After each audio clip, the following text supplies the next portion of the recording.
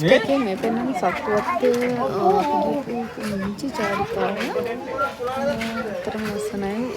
මම මිංචි කාලේ ගියාට පස්සේ ඇත්තටම අවුරුදු ගානකට පස්සේ ගියේ. තව ඉතින් ගොඩක් ඇඩ් වෙන්න තිබුණා මේ චුට්ටයි දැම්මේ. ඒ ටික අපි ඊට පස්සේ ගියා කොළඹෝ ගංගාරාම කියන විහාරස්ථානෙට.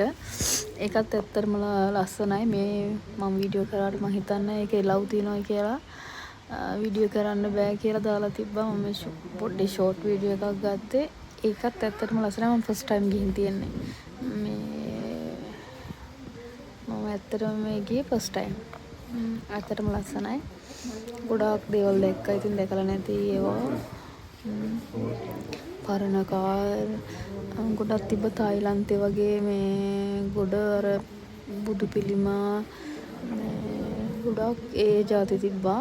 ඇත්තටම ගිහින් ට්‍රිප්යක් වගේ ගිහිල්ලා බලන එක හොඳයි.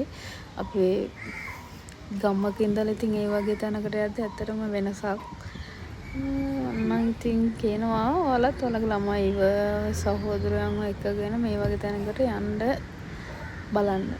මේ මන් තව ගොඩක් තියෙනවා ඇඩ් වෙන්න. මම ඇඩ් කරේ නැහැ තවම. ඒ කියන්නේ නෝමල් චුට්ටක් දැම්මේ. ඇත්තටම ලස්සනයි.